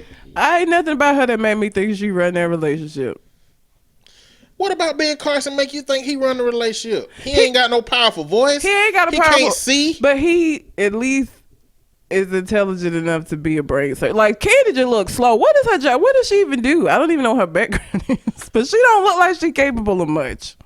You know, I have to. These days, I've started putting limitations on smartness. Okay, and what I mean by that is this. And this is my new quote. I'm smart at what I'm smart at. Okay, I fuck up and I make mistakes. I might misspeak about something that I don't really know about, but I'm smart at what I'm smart at. Ben Carson can do brain surgery, but I bet he can't make no goddamn toast. I'll tell you that right now. Like I said, toast. That's the easiest shit to make. It is. He can motherfucking go into your brain and separate your fucking left brain from your right brain, but I bet that nigga can't make toast. I'm willing to bet. Well, maybe Candy has. I don't know her. I don't even know her background yet, but she just looked like. And I bet he clumsy. Yeah, I can see I feel that. like he look awkward. I feel like every time she mopped the floor, he go in and just slip. Just hurt himself. He probably got gout. Oh, you know, like Jesus. Ben Carson probably got so many issues that help us know he's smart at what he's smart at. That nigga is smart at surgery, brain surgery. Trump is smart at making people believe that he is smart. Okay? I didn't know where you was going He's with smart that. at that. I had to wait to see where that was going. I'm starting to have to They help people understand that people are smart at what they damn smart at. I'm not going to give Ben Carson the ability to do anything because his IQ, he focused that shit on brain surgery. Now he has the capacity and tenacity at one point to use that IQ to target anything. But you know what? He didn't target fucking HUD.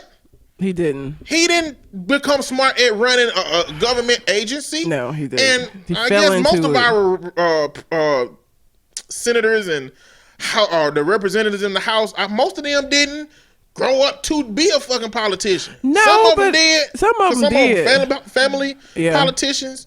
But a lot of them were just business people and people that own shit and people that had interest and people that were popular in their communities and people that were just like, Rand Paul was just a fucking doctor. You know what I'm saying? Like, these motherfuckers was doing shit and somebody said, you should run for office. And they did. And this is what they became. They smart at what they smart at. Stacey Owens, Stacey Dash. Damn, you just combined Candace and I don't Stacey. think they all one person. Stacey Dash is smart at, well. Nope. And she knows something about acting. I mean, I know she ain't smart. She ain't the smartest person at it, but she has focused all of her energy on becoming what she became. Stacey Dash is pretty. I just. Is she? Is she pretty? Subjective, like as far as her being light with light color eyes and less intimidating than like a Lupita, yes, as far as acting is concerned. I don't think she's a particularly good actress. I think she looks nice and people like to look at her, and so she gets into these roles. Well, she ain't played in enough roles to really have that argument. But the roles she's played in would not lead me to like Viola Davis. Like, she ain't got no Viola Davis range, and she hadn't had Viola Davis opportunities because she ain't got Viola Davis talent. She cute, right? So like, she was able to play in a movie about a bunch of airheads because she's believable as an airhead. And Viola Davis just looked like the best looking slave, or a very good lawyer on How to Get Away with Murder. I don't watch it. Like, she ain't just played those roles. Like, she No, had roles where she was... what I'm saying is the attractive level from Stacey Dash to Viola Davis. Yeah. I think she's attractive. But she don't have that traditional, like when she first took that wig off in How to Get Away with Murder. Oh yeah. I was like, damn, she just showed white America what black women be doing out here. You know? And I mean, so she don't have that tradition. So Stacey Dash is more pretty by European standards. That's what I mean. And so because of that, and because the movie industry is largely run by people that like that aesthetic, her looks are gonna get her in a lot more positions. Viola Davis, talent is what gets her. Like, she's attractive, but she's not gonna be attractive by the standards of a lot of these folks that make these decisions. But her acting is on fucking point. Stacey is attractive, but her acting is shit. Like, she ain't. She ain't had nothing memorable other than Clueless. She's a memorable airhead. That's it. Like, she been in other stuff that I've seen. It ain't memorable. I can't even remember none of it right now. Clueless is the only thing my go-to when I think about her. And like that show on VH1 she was on where she was a hoe. Like a single hoe out here. Single Ladies is actually what the name of it was. So it was like Sex in the City with black folks. But yeah, so I don't know what she's good at. She's good at being pretty. She's an all right actress, but like, I feel like, I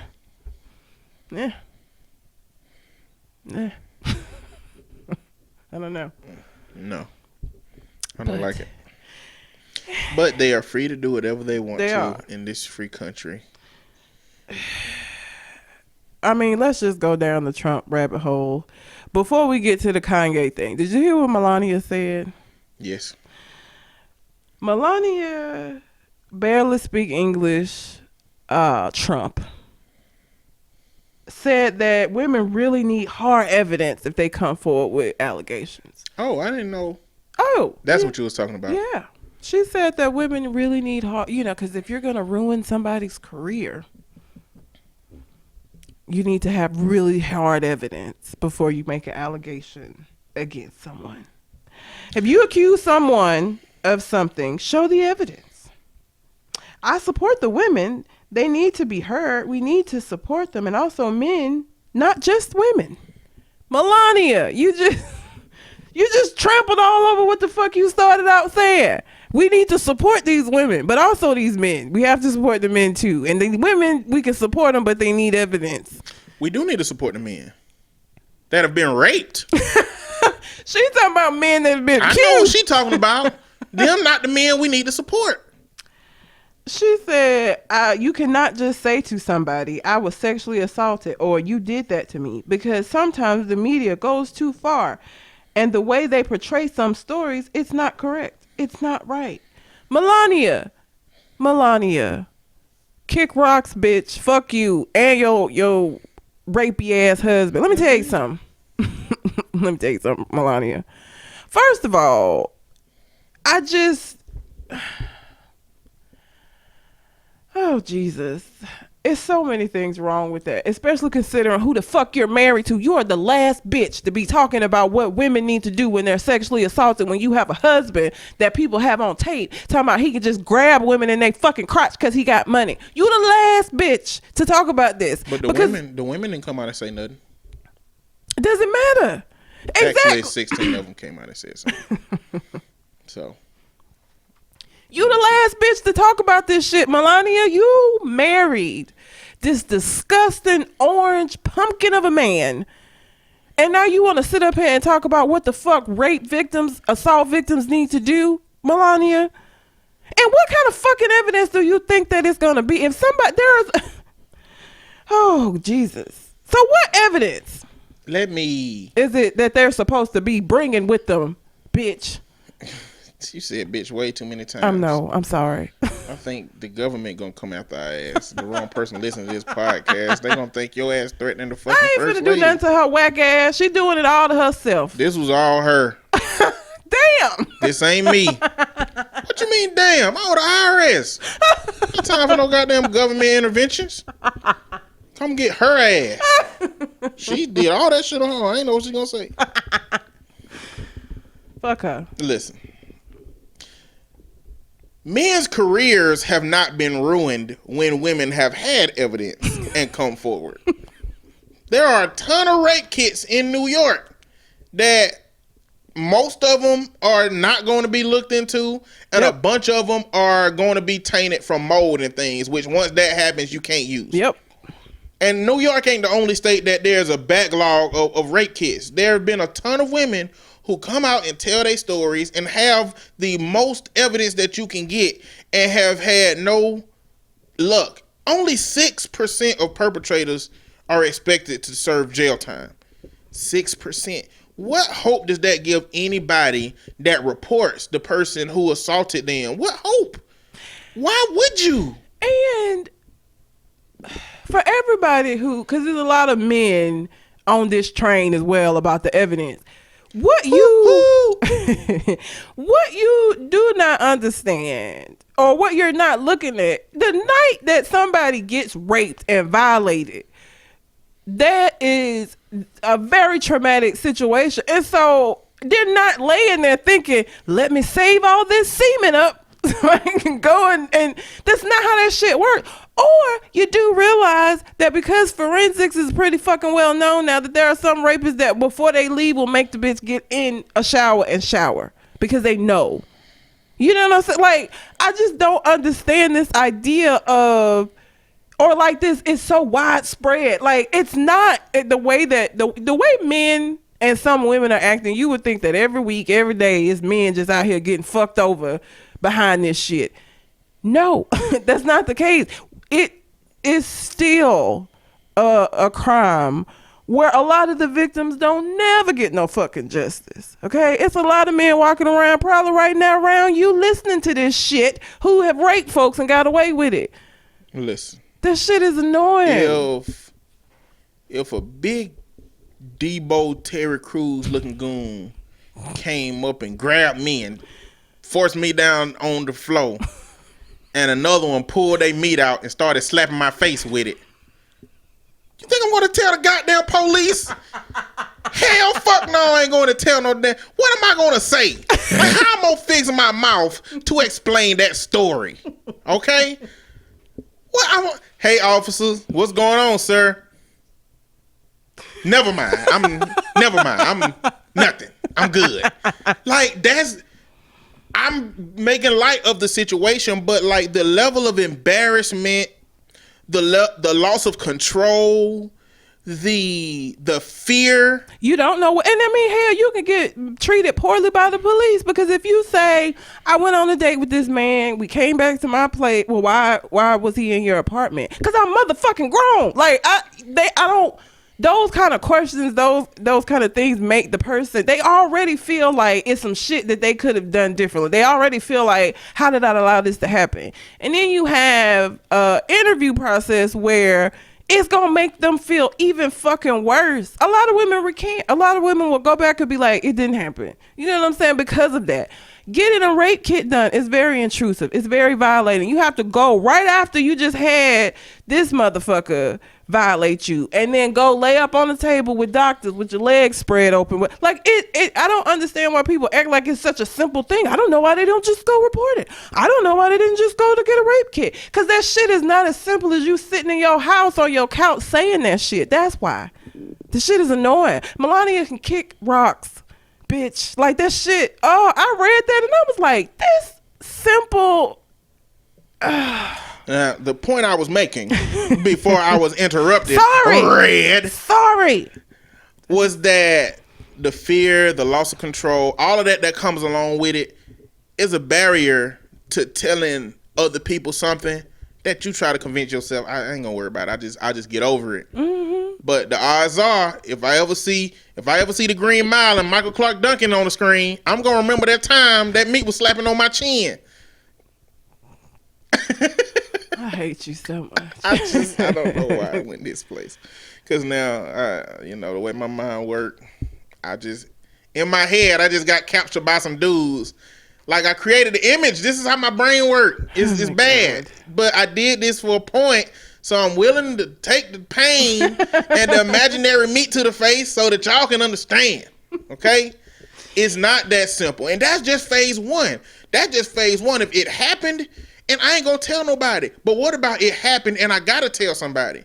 Now you go and I go to the police officer and I tell them, and now what Red was saying, the police don't listen. Yep. Or they try to blame me. Well, for me, if I go tell them that, they're gonna laugh at me when I leave. They are. That's that misogyny, patriarchy, that, you know, machismo amongst police officers. That's what that's gonna be. Yep. You know, and not only that, but it's not likely that the people who did it are gonna be caught. If they get caught. Or that they're gonna be taking the nigga, was it Brock Turner raping bitches behind trash cans and shit? Just one that we know of, because I don't believe that was the first time he did that shit. But whatever. It's probably the first time that he raped somebody behind a trash can. Well, but rape somebody in general. Yeah, I'm pretty sure it wasn't around like raping, but let's be clear. The trash can. Can rape is a very specific thing. He got caught by 2 bicyclists. Okay. But even that shit wasn't so like, it's like when you have shit, you have examples of people who do have evidence, and like they get a slap on the wrist or it's not taken seriously. So don't get up here, Melania, and sit up here and say this shit. Don't be a pick me, bitch. Don't be a pick me. Okay, that's what you're doing. You're being a pick me, so that these men who are rapists are like, yeah, look, yes, got a woman standing up for us. Like, don't be a pick me. Don't do that, Melania, because that's all you doing. Because I hope that you don't really believe that shit. And if you do really believe that, that just makes me so very sad, because you don't even have, like, a man saying that shit, he has a stake in that, right? Because maybe one day, you know, the way things are will benefit him. I don't understand women who had these kind of conversations or who say this kind of shit. That ain't beneficial to you, because you could be one of these women one of these days. You think you being a pick me saying this shit is gonna keep a nigga from putting his hands on you? That's not how that works. So what incentive do you even have for going up here in front of the country saying some ignorant shit like this? Because you would be treated exactly the fucking same. Were you not the first lady now? But like before this shit, when you was just one of his, you know, his 6th wife or whatever wife you are, it's some shit that happened to you, you're gonna be treated the same goddamn way, Melania. So like, I don't even know what you think you're getting out of this other than being a pick me. But fuck you. Another component of this is that it's crazy. What do they expect for evidence to be? I don't know. I think Republicans, you know, have pretended as if they care about sexual assault and pretended as if they care about women having a voice, because everything that comes after that contradicts it. Any Republican that said that Dr. Blasey Ford's story was credible, but we think it was somebody different, her story said that Brett Kavanaugh did it. If you say that her story was credible, you have to say that Brett Kavanaugh did it.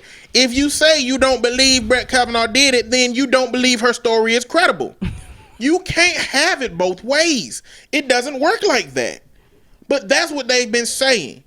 And saying shit like, all women need their story to be told, but you need evidence. Knowing that the research shows that there is very little evidence for sexual assault. Depending on how it is. Even if you just take a shower afterwards. Yep.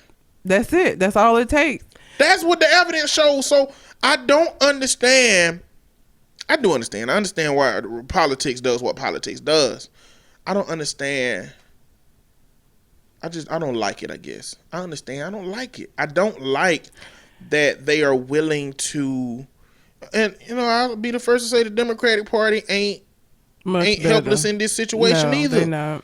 They're not. They some fuckers for how this shit done went down, and all of this shit is politicians politicking. And like for everybody that want to keep saying, you know, you're gonna ruin this man's life. What the fuck about? Let me tell you something about trauma. Trauma is not something that just fucking goes away. You talking about him ruining his life because this might impact his job today, right now. From the point that somebody gets raped to the day that they fucking die, that is something that they have to live with every fucking day. So if you want to talk about somebody's life being ruined, if you want to talk about somebody's life being impacted, then that's the fucking victim. Because this nigga walked out of this apartment, walked out of this house, walked away from this party, walked from around behind this trash can, and went the fuck on and lived his goddamn life and didn't think about this shit until it gets brought up when it get brought up. Did not impact him at all. So I don't want to hear no shit about how it negatively impacts you don't ruin somebody's life. What about the person who's had to live with this all of this time, knowing that this happened to them, feeling like it's their fault, feeling like nobody's gonna believe them, nobody would have believed them then, they definitely not gonna believe me now, and you gotta walk around and see this person out here living their best goddamn life. Like, people are stupid. And I guess I got so passionate about this because when I see women talking this shit, like men, again, there's an incentive for this because this might be you one day. And so this benefits you for the way shit is to stay the way that it is. But when I see women get up and say shit like this, that shit just breaks my heart. It really does, because it's like, this isn't going to save you. They're not going to look at you any differently. If somebody is a predator that look at women as property, or look at women as if I want her, I can have her, you saying this shit doesn't make you different or special. You're not a little special snowflake, Melania. You are looked at the same way that the rest of women are going to be looked at. So you saying this shit, you just look stupid. You just look dumb. Like, if Trump had said this, I'd have just been like, well, that's that nigga. That's what he do. He's stupid. He got a reason. He has an incentive. And I'm sure he done insulted some motherfuckers, so he has an incentive for that. But when women do that shit, it just be too much. So I'm over it. Yeah. I mean, but I'm over. At the end of the day, I like for all men to be worth something. I like all women to be treated a certain type of way. But the reality is, I'm just one man that's going to just have to show one woman that the energy that she put into me is going to be worth it. Yeah. And I mean, can't save everybody, man. You can't.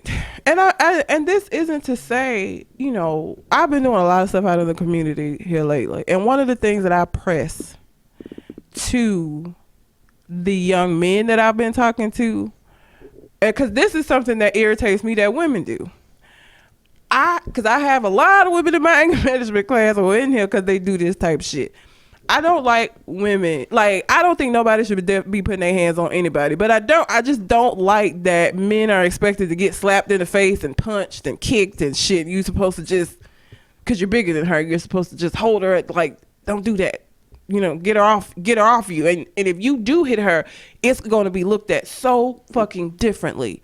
So one of the things that I've been pressing, I went to Lawson State and was talking to some of the people there, and I was like, anybody that loves you, that's telling you that they love you, any woman, any girl, any your girlfriend, does not need to be putting you in a position where your life could potentially get fucked up. Where you could, because a DV charge is not a charge you want to have on your record.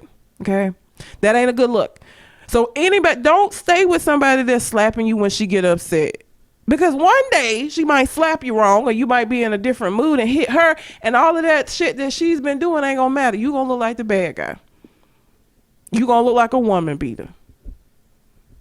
So it's not that I can't see that on both sides there are things that, obviously need to be worked on, but it doesn't mean that anything is right. Like, the rape shit is wrong. Women putting their hands on niggas and expecting not to get hit back is wrong. Like, all of these are things that need to be worked on. And I just, like I said, when I see women saying shit like what Melania said, it's like, girl, oh Jesus. They look at you just like they look at the rest of us. You nothing to somebody that views women that way. So you think that gaining favor, I guess. I don't know what the fuck you think you're accomplishing in doing this. But one late night, wrong place, one time away from this being you. And let's see what kind of fucking evidence you gonna have. None. Unless Trump got some cameras implanted into her eyeballs so that he know everything that she doing and everything that she see. I could see him doing that. Yeah, it could be some shit like that going on. You know, she might have evidence.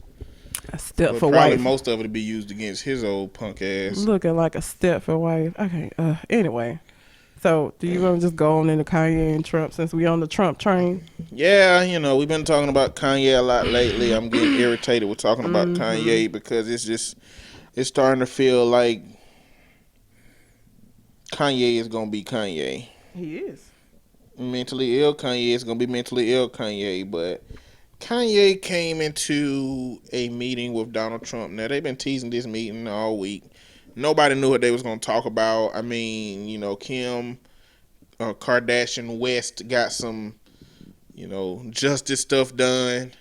And Kanye essentially came out there with Jim Brown, which his name might as well be Jim White, and had a dialogue about a number of things. But it played like a 10-minute manic episode. Basically. And I'm just going to, let me give you some highlights from it. Okay. And then I'm going to give you the response of two celebrities in general, Diddy and T.I. I'm with her. Didn't make him feel like he could play catch with his son because it lacked male energy. What? He said, I love Hillary because I love everybody, but the I'm with her movement, I couldn't be down with that because as a young man that didn't grow up with my father, it didn't make me feel like I could play catch with my son. What the fuck does, I don't know, where is the thread of logic through that? 10-minute manic episode. Remember that, okay? Quit trying to find logic in shit. Jesus, that doesn't make any sense at all. Kanye took a whole bunch of concepts, loaded them in a shotgun, shot it out, and picked them all up and read them as he was picking them up. That's what that was. Jesus. Black people were arrested for reading the 13th Amendment.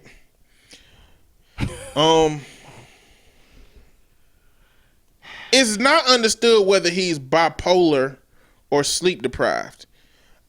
My theory is that he is sleep deprived due to a bipolar manic episode. Oh yeah, continue to be triggered for whatever reasons. Cause they like people that have manic episodes with their bipolar disorder.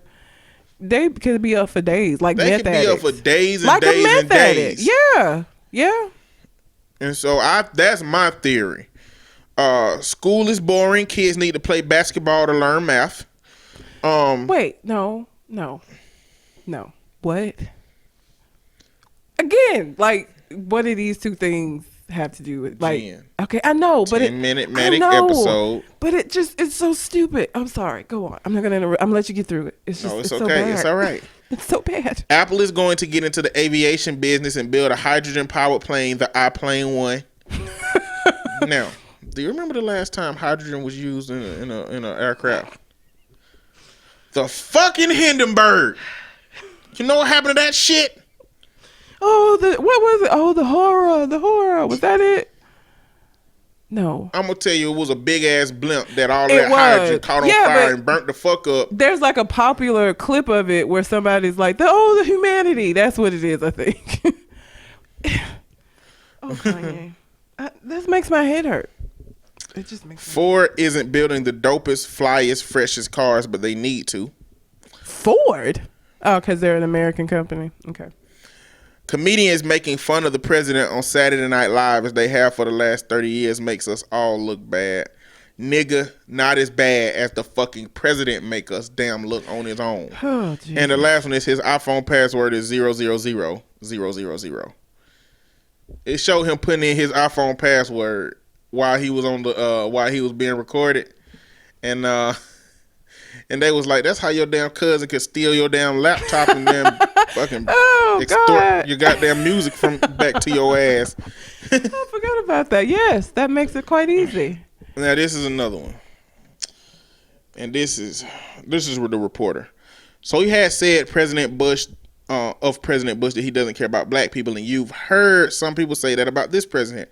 How do you respond to that? What do you make of that? Kanye's response. I think we need to care about all people. And I believe that when I went on to NBC, I was very emotional and I was programmed to think from a victimized mentality of a welfare mentality. I think with blacks and African Americans, we really get caught up in the idea of racism over the idea of industry. You see, if people don't have land, they settle for brands.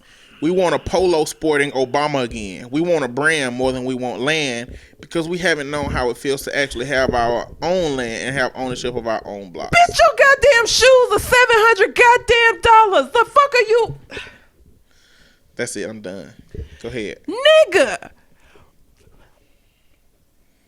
We've been programmed and you were programmed to... Let me tell you something. The little microaggressions that I deal with on a fucking daily basis are not in my head, okay? The fact that I have people who approach me in certain kind of ways because my ass is black and they feel like that I'm going to have an attitude to be sassy because of that, it's not in my goddamn head. I was not programmed to do that shit. And if you want to talk about how black people just love brands and don't want to have land, why the fuck are you selling all of this expensive zombie apocalypse wear? Nigga, fuck you.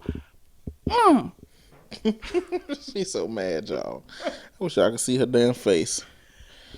Look, I'm over Kanye West, and I don't think for me that's a part of cancel culture. I don't really buy into that shit. I say it a lot on here, Chris and Michelle canceled and cancel. I'm not into cancel culture like that. But at a certain point, if somebody keep doing and saying shit that you don't like, you gonna distance yourself from it. I really don't care who it is. If your mama or your damn daddy continue to say shit you don't want to hear, at a certain point, you're gonna stop answering their damn calls. Right. At a certain point, you're gonna stop going to their house on the weekends. At a certain point, you're gonna distance yourself from it. And I really don't care how much of a genius people say Kanye is. We're going to go back to my original quote. The nigga smart at what he's smart at, okay? If he is a genius, it is at figuring out how to produce A1 beats. And it's how to write lyrics that accompany those beats that people would like to hear. That's all he got. He's smart at that shit. I don't want to hear Kanye talk about mental health. I don't want to hear Kanye talk about politics. I don't want to hear him talk about violence in the community. I don't want to hear him talk about shit black related. All I want Kanye to do is take his ass in the basement, making 5 beats a day for 3 summers. Okay? That's all I want his ass to goddamn do. No more, no less. But he need to get his ass out of this political spectrum. Now I watch The Breakfast Club when they have I'm following them. I don't watch every interview, but it's interview of people that I want to hear from because DJ Envy is stupid. Yep. Charlamagne is the worst kind of instigator. Yep. And Angelique, is she even there? Like sometimes she don't be there and I be like, I don't know. I didn't remember that she wasn't there. But she's at least the most sensible of them, even though she got a lot of petty moments and shit too. But DJ Envy was like, man, if that was me, my wife would have pulled my ass out of there by my damn ear. You lost your goddamn mind. And again, it's the threshold of it. You ain't finna embarrass. He like, she won't let me be doing none of that shit. Hell no.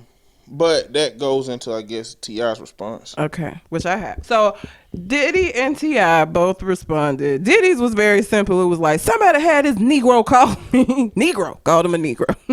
He said, have him what? Have this Negro call me. What P. Diddy supposed to do?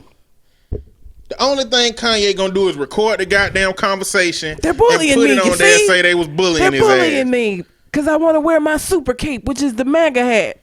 Which, whatever. Of course, T.I. had to have his prison jargon field response because every time T.I. he's so prison-y. Like, prison niggas come out using big words because that's all they really had to do, but they didn't really gather how to use them correctly, and so they use them, and you be like, that word don't go there. That ain't okay.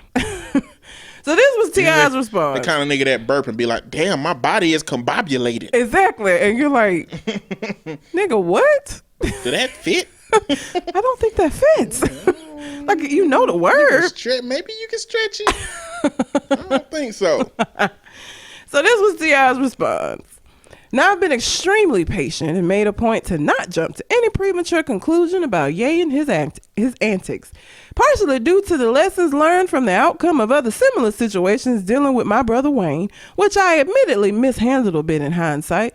But now this shit is next level futuristic Sambo hopping Bob Steffing off of Django ass shit, Ye.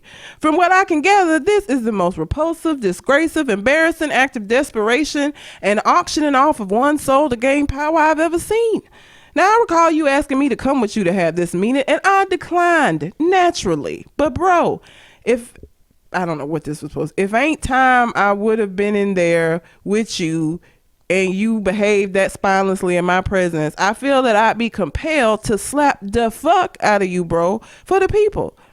Your ass, you ass kissing and bootlicking on a whole new level, and I refuse to associate myself with someone so vile, weak, and inconsiderate to the effect this has on the greater good of all our people. I'm a true believer in it ain't what you do, is how you do it, and this shit is regurgitating. That's not the right use of that word. At one time, it was a pleasure to work alongside you. Now I'm ashamed to have ever been associated with you. That was his response. That was T.I.'s response. I mean, I just, at this point, if he were to say something that made sense, that would be shocking. Like, the fact that he running around with a hat on that says "Make America Great Again," when America has never been great for black folks. America was never good for your ass. You know what I'm saying? Like, or the average black person, because your circumstances are not what the average circumstance is. So like, what is this great period that they're wanting to get back to? Okay, because I feel like whatever the period is, my black ass is not going to benefit from it. Okay, and neither is anybody that looks like me. All right, America was never great for us. So the fact that you think that this hat is some kind of superpower for you is ridiculous. You're ridiculous. You're obviously off your meds, and you don't have people in your life that are willing to pull you aside and make you take your fucking medication. Because let me tell you something. First of all, the only way I would marry somebody with bipolar disorder, and I'm being so serious, is if I did not know about that shit. Because that is a very difficult disorder to love somebody through, okay? Especially when they off their medication. Well, but them coming off their medication is what the issue would be. And sometimes some people feel like the medicine is a cure instead of what's keeping them balanced. Like, I feel great, I'm gonna stop taking the medicine. No, you feel great because you're taking the medicine. You can't stop, or you're not gonna feel so fucking great. Like, this ain't a cure type shit, okay? This is just managing. You gotta keep taking it. Like, I would not, if I was married to Kanye, which would never have happened, but let's say in a topsy-turvy backwards world he wouldn't have never been on that goddamn stage. Cause you're not finna, again, my threshold for embarrassment, this supersedes it, vastly supersedes it. You're not finna embarrass this fucking family. Sorry, no, he can't make it. You're not finna go up here and embarrass us. Cause you off your medication. Go take your fucking pill is what you do. Before you be out here paying child support and alimony. Because what I'm not gonna do is sit around and watch you self-destruct. Because if I married you, that means that I love you. And if I love you, I'm not gonna sit and watch you do this to yourself and be cool with it. And if it ain't nothing I could do, if you so grown and it's so out of hand that I can't do anything, I'm not gonna have my children around it. We're not gonna be associated with it. So you wanna go out here and be unmedicated and crazy? Cool.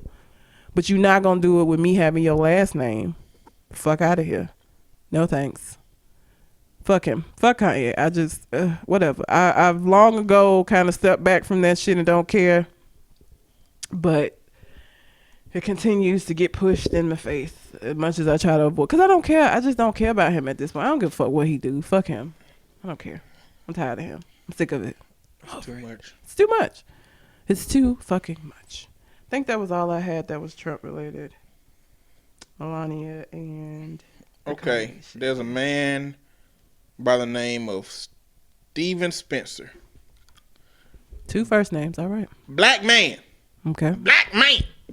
Who was at a bar, and he, after a pool game, a white guy wouldn't shake his hand because he's black. And things escalated from there. And at some point, they went outside. And Spencer, who is a registered gun owner, shot the man. Boom! Shot him because he feared for his life because of racism. So his how did that work out for him? Self-defense. He got acquitted by an all-white jury. What the fuck? Racism won. No, racism lost. Yeah, racism lost. Gun rights. He won in the battle against racism. Maybe. This time? I don't think I mean, unfortunately, he spent 15 months in jail. A white person probably wouldn't have spent 15 months in jail. Did they hold him without bond? Oh, he just couldn't make bond. I don't know. That's how you end up staying if you can't make bond. He must have. Either he couldn't make it because they set it too high. Bond, yeah. They might not. Either they set it too high. Sometimes they hold you without bond. You have to stay in jail. So it just depends. They must have held him without bond because it was saying that he made pretty good money. Okay, he should have been able to bond out. Then. Driver, he making $100,000 a year. Oh, okay. They must have held him without bond, which is fucked up. But. It just surprised. That story just surprised me. I was totally expecting that wasn't gonna work for him. It can't have happened this many times. This man shot somebody outside. It must have been a lot of evidence to show that the dude was extremely racist. But for that to happen. I guess because I'm just so accustomed to little micro shit like that. Like I just don't know that I would have. If you refuse to shake my hand and I know it's because I'm black, like at this point in my life and what I've experienced being black, I mean, whatever, bitch. Okay. It seemed like he might have been followed out or something. He was followed out or the white guy was followed out? No, the black guy was followed out. It seemed like the black guy was really... trying to just like fuck it? Yeah, he was just trying to get out of the situation and they came and I guess he felt like he needed to shoot somebody. But I don't feel like a white person with other races, white people would let their friend be shot and not do anything. Yeah. I don't know, but I guess that was the case. I mean, they might have been like, shut up, Bob. Maybe. That's why we don't like going nowhere with your ass, because you get drunk and you start shit. You start saying the shit that we believe but ain't willing to say. We know better than to say it. Your ass out here saying it in mixed company. You don't do that. That's for our boys' nights, Bob. Bob is a horrible name. It is. I don't know why. That was the first thing that came to my mind. So, do you remember the time when we fell in love? Do you remember the time when we... Listen, hold on. Did we talk about how disrespectful that video is? Did we talk about that on the podcast? I don't know that we have, but it is disrespectful. Michael Jackson came right into the king's palace, fucking around with his looked at her wife in the eyes, pointed at her and said, "You remember the time we fell in love? Fuck you, Prince," and then disappeared into a fucking little ball of beads and gold dust and shit. That shit was crazy. Beads and gold dust. Do you remember Billy McFarland? Billy McFarland. Mm-hmm. No. He was the promoter and partner, festival. The Fire Festival. He getting 6 years federal prison. And here's the thing. While I'm glad, I feel like if it had not been a bunch of rich white kids that were buying tickets to this shit, I don't know that he would be getting. I don't know how that would have gone. Like if it was a bunch of black folks he scammed out of money, I don't know. But it was a lot of really rich white kids with expendable income. Who got to this island where it wasn't no running water and all this other shit. So if you're white and you're listening to this, I need you to understand that us having this dialogue, because Red just said, I don't know if it'll be different if they was black. This is the reality we live. We live in two realities. We live in the reality where if shit happened to a white person and if shit happened to a black person. Yeah. Them the realities we live in, unfortunately. Yeah. Because I don't know if he would have. I don't know. I feel like it was a lot because of who he scammed. And not just that he scammed. Of course. Scammed a whole bunch of little rich white kids paying super duper bucks for that. Mm-hmm. Ja Rule better be happy he got out of that shit. He's like, I can't take this. Oh, so Okay, so he promised luxury accommodations and A-list performances, but the festival never happened and folks were stuck sleeping in what a few festival goers was described as a dump. The festival's website identified its location as Fire K, a place that doesn't exist but was being advertised as a private island that drug lord Pablo Escobar once owned. He was also sentenced for additional fraud charges after being busted for running a fake ticket selling scam while out on bail. So he was like, money don't stop, nigga. I gotta make this money. I know I'm on bail for scamming folks, but I gotta scam to live. He ain't give a shit. So while he was out on bail, he sold fraudulent tickets to exclusive events like the Met Gala, Burning Man, and Coachella. Again, a lot of stuff that white folks go to. I just really feel like, that was the thing, but anyhow. In one case, the authorities said 2 customers flew from Florida to New York for the Grammy Awards, only to be turned away at the door. Cause they had fake tickets. Well, that had to be a bad feeling. And you flew from Florida to New York, and you couldn't get in. And he tried to put it on somebody else because he tried to hide his involvement by using an email account that wasn't his, that was an employee. Like, bitch, don't get me caught up in your shit. If it was that easy, then he would have been able to get away with it. So the Fire Festival, the disaster that was the Fire Festival, he's getting 6 years federal time. And Fed time, it ain't no early release. When you do Fed time, you do every fucking day. You do not get out early. I think you got to serve like 80% of Fed time. I think you have to serve it all. You don't have to serve it all. Are you sure? I know that you don't have to serve all the state charges. Positive. Well, I saw episode of some news show on MSNBC that had 50 Cent in it. And 50 Cent 50 Cent is your source for this? Is that what you're telling me? That's you really like you gonna do me like that? You're not gonna let me finish before you assume. Now you know enough about me. You think that I'm finna come in here with a goddamn 50 Cent lyric and say that's my damn proof? Who you think you in front of right now? Bad. Goddamn, I ain't eyebrow nigga. Damn. Oh Jesus, my bad. I'm sorry. 50 Cent got a rap line that say if that's Fed time, so if you get 10, you gonna damn near do 9. And the news anchor pulled up the actual federal guidelines that say you have to serve, I think it's 85% of any Fed time at least. Whew, that's a lot. That's most of the time. That's a lot of time. Damn. Red. Sorry, I just shit. Do me like that.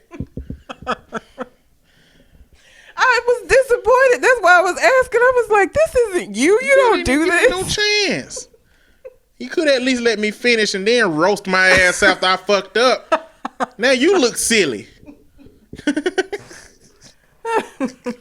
Give me the benefit of the doubt every now and then. My bad. Damn. That was my fault. Sorry. I was going to talk about the election shit going on in Georgia. I'm going to give just a little quick cliff notes of it because I'm tired of talking about politics. But what you looking like that for? I rubbed my eyes and now my contacts are blurry. Oh, shit. In Georgia, what's happening is, I can't remember his name, but it's a man running for governor that is also the Secretary of State. Okay. Secretary of State is responsible for election-related processes and procedures.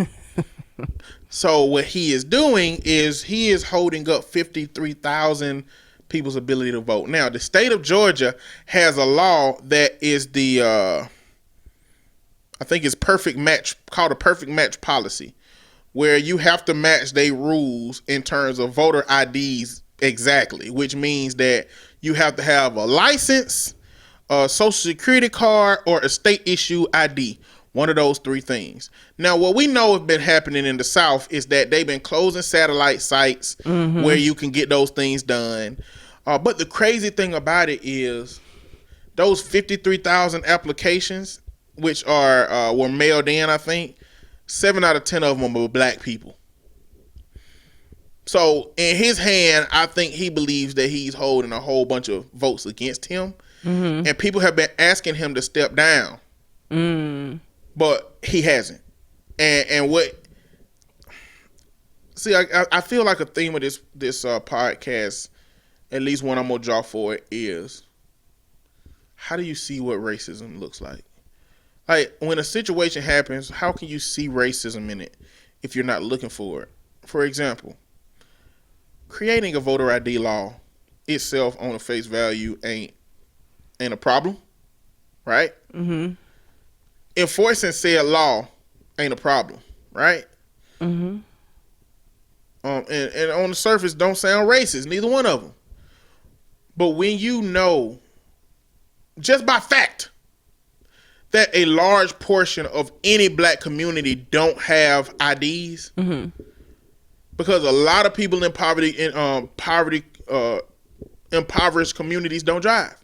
Why? Because maybe the family got one car, and maybe it's 6 people that live there, and maybe that one person drive everybody around. Everybody don't have to have a license or ID or any of that. Seniors, they really need their housing ID, but outside of that, they don't really need a driver's license. They don't need. So you take knowledge that you have that pre-exists about a population, and you retroactively apply something to it that is going to impact that position exclusively.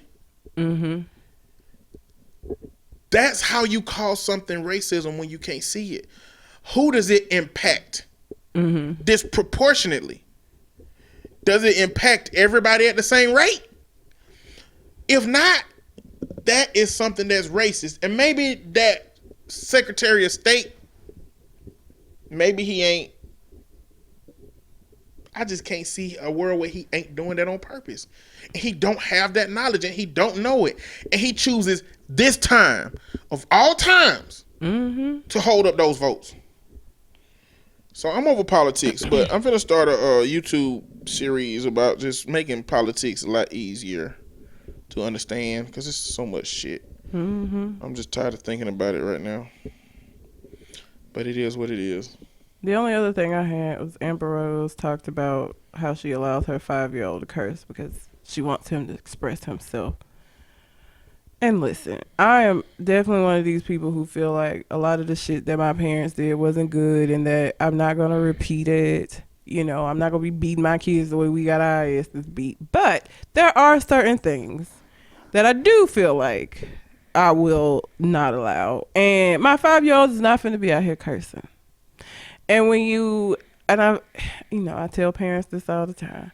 You laughing because he out here cussing out his little sister. You laughing because he cussing out his little friends. But when he gets to be 16 and he cussing your ass out, then you going to come to me and be like, I don't know what's wrong with him. I don't know why he's acting this way. I don't know what the problem is. There is a difference between a parent-child relationship and a friendship. There's a level of respect that has to be there that isn't necessarily in a friendship. In a friendship, y'all can be equals. We ain't equal. Okay? The level of what is done within this relationship is not equal. And it isn't supposed to be. I'm your mom. So I'm going to do a whole lot more shit for you because I'm your mom and I don't mind doing that. But what I do mind is you coming in here cussing shit. It's not going to happen. I'm 33. I don't cuss in front of my mama now. Okay? I don't. And I probably could maybe and she wouldn't say anything, but it's because of how I was raised, it just feels disrespectful. So I don't. What I don't like about it is I wouldn't necessarily call cursing expressing yourself for real.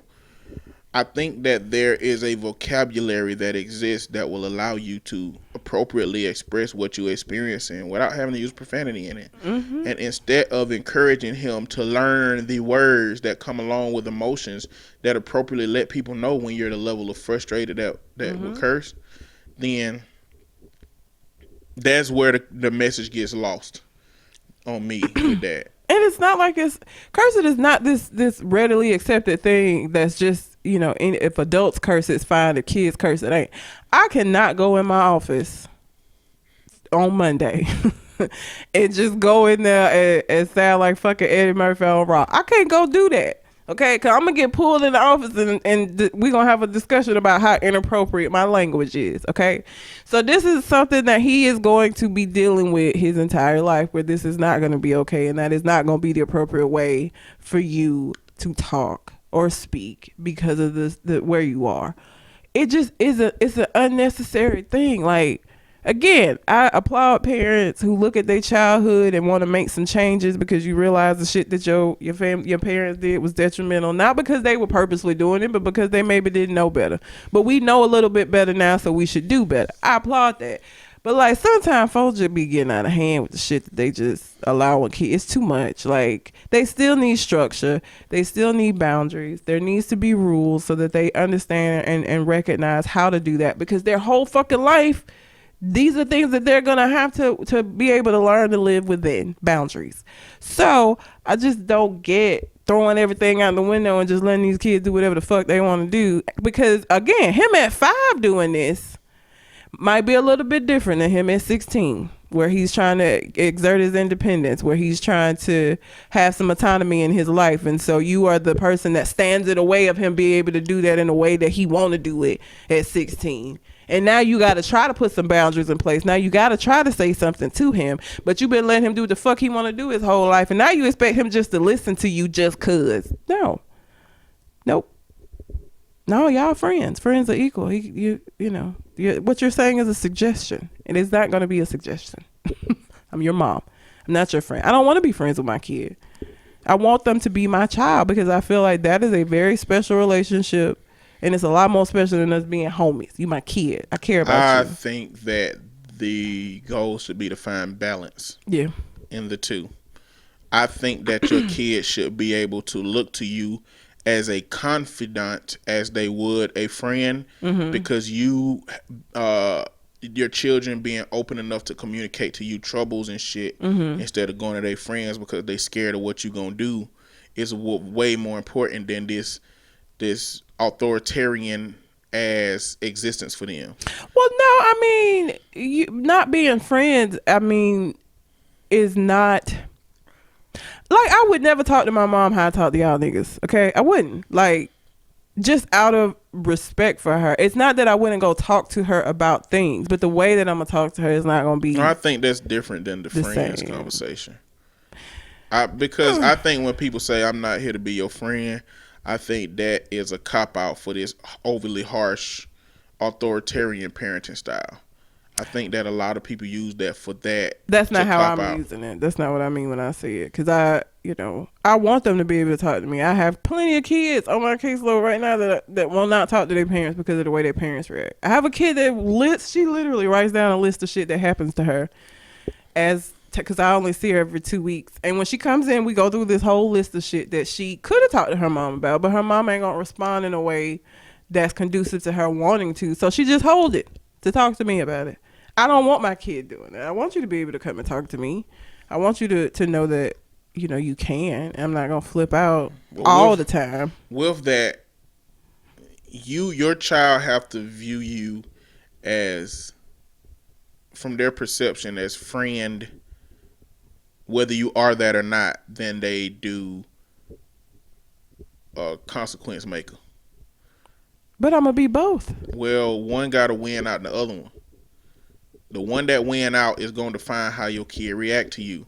If the I don't know what my mama gonna do, win out over I can trust my mama when I take it to her, they not gonna trust you more than they should. But you have to give them consequences. Like, you're making it seem like you have to not give consequences in order for them to want to come and talk to you. No, I'm not making it seem like you got to give consequences. I just work with parents that give consequences for every fucking thing. Oh, well, yeah. And they ain't like, you need a scale by which consequences need to be harsh versus consequences don't need to be harsh.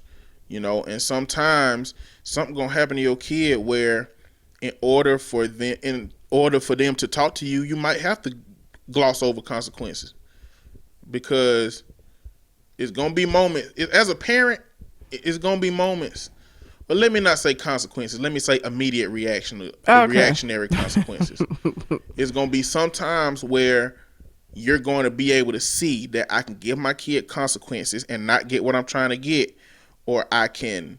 What I tell parents is the trust the truth got to be worth more than the lie in the relationship. Like the truth got to be worth something. And so I work on a lot of my parents with if your child tell you the truth, it got to be worth more than if they tell you the lie.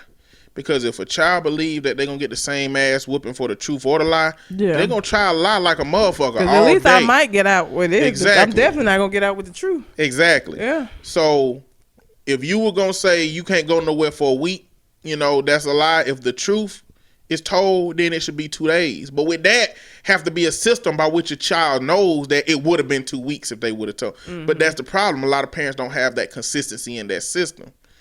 It's a lot of shit, but I mean, I ain't saying it's easy. I ain't got kids, but I'm not going to. I don't like authoritarian shit, and I don't like permissive shit. It need to be authoritative. It need to be that balance where your kids can look at you like you a friend, like you cool, but they know by how you treat that shit when to step that shit down, when to back off, when your rule is law, and when shit goes down. And if they get that twisted, then you can address it. But every time I hear people say, I ain't here to be your friend, you're not using it like that, but it's always, I'm just going to be harsh as shit. And that's just a cop-out. No, I say that because there are parents that are super permissive because they want their kid to you can't do like nothing about them. them folks. Huh? You can't do nothing about them folks. But like they're the parents that allow their kids to do a lot of bullshit they shouldn't be allowing them to do. Well, I don't think you could do anything for the parents on either extreme. No, I think permissive parents and authoritarian parents, I think both of them are that way because of fucking their own traumas and shit. Oh yeah. And so I think it ain't been a permissive parent yet that I can help learn how to be authoritative or authoritarian. And there ain't an authoritarian parent that I met yet that I can convince to step down to authoritative, and definitely not permissive. Some of these parents be going out hanging out with the kids and shit like this. No, that's what are you doing? Yeah, that's dead. They gonna keep doing that shit. It's stupid as hell. It is. LeBron James came out and said that his 14 and 11-year-old drink wine. See, that's what I'm talking. Why are they drinking wine? I don't know. The conversation's like my kids are mature, and they said their what kind bodies ain't though, my nigga. He said what kind of wine. The reporter was like, what kind of wine do they drink, or the interviewer, and he was like, whatever their mom and daddy drinking. Like it's like sips of it, but I just don't understand why you would be introducing those potent ass liquids to a developing mind, a developing body. Because that's the thing. The maturity that you're talking about is you feel like they behave maturely, but their brains and their bodies are not. And so you introduce an alcohol into some shit that's still developing. You don't want it to develop around the alcohol, because that's what happens when kids start doing like drugs and shit early. Their development develops around that shit, and that's what the problem is. So that don't even make no sense. They mature. They bodies ain't nigga. They mind ain't nigga. What is you talking about? Like, and even if they do maybe behave a little bit more maturely than average kids their age, their bodies are still the same, and they don't need alcohol. Stupid. That's the kind of shit that I mean though when I say I'm not your friend. You do that kind of shit with your friends.